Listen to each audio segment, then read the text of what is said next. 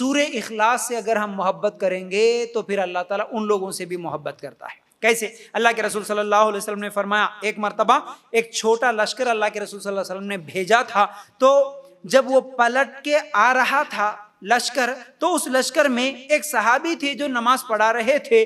وہ صحابی یعنی جن کو امیر بنایا تھا اللہ کے رسول صلی اللہ علیہ وسلم نے، جب وہ نماز پڑھا رہے تھے، ہر نماز میں خیرات کے خاتمے پر سورہ اخلاص پڑھا کرتے تھے۔ تو اللہ کے رسول صلی اللہ علیہ وسلم کو جب واپس آنے کے بعد لوگوں نے کہا، اے اللہ کے رسول صلی اللہ علیہ وسلم، تم ہمارے اس لشکر کو، جس آدمی کو جو امیر بنائے تھے آپ، وہ امیر ہم کو جب بھی نماز پڑھاتے ہر رکعت میں خیرات کے آخر میں سورہ اخلاص ضرور پڑھ رہے، سورہ اخلاص ضرور پڑھ رہے۔ مطلب دیکھیے، یہ جاننا ہمارے لیے ضروری ہے، یہ جائز ہے کہ ہر نماز میں ہم ایک سے زیادہ سورتوں کو پڑھ سکتے ہیں۔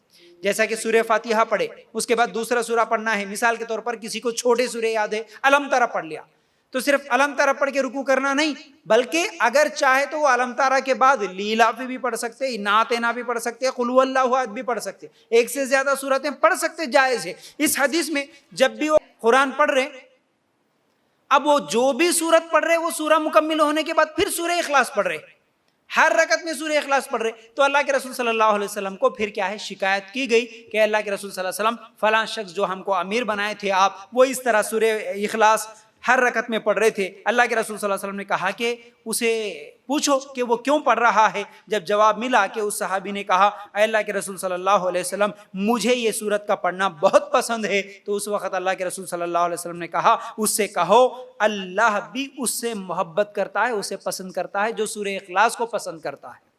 صحیح بخاری کی یہ روایت ہے۔ مطلب سورہ اخلاص کو بار بار پڑھنے سے اللہ تعالیٰ اس صحابی سے محبت کرتا ہے۔ اسی طرح ایک اور بھی واقعہ آتا ہے صحیح بخاری کی، اللہ کے رسول صلی اللہ علیہ وسلم کے ایک صحابی، ایک انصاری صحابی مسجد قباء کے امام تھے، سورہ فاتحہ ختم کرتے تو فوراً پہلے سورہ اخلاص پڑھتے، پھر دوسرا سورہ پڑھتے۔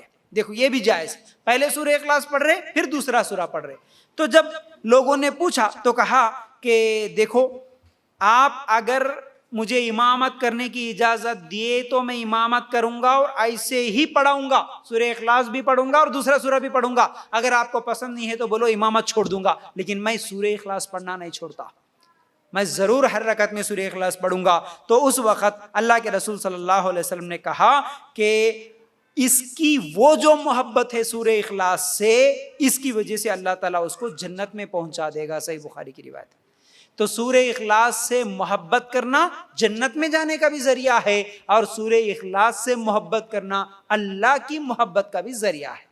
اس لیے ہم بھی ہر رکعت میں جو بھی سورہ پڑھتے ہیں، اس کے ساتھ ساتھ اگر چھوٹا سا سورہ اخلاص، قل هو اللہ احد، اگر پڑھ لیں گے، اس کے ذریعے سے اللہ کی محبت بھی نصیب ہوگی، پھر جنت میں جانے کا ذریعہ بھی بنے گا۔ ٹھیک ہے۔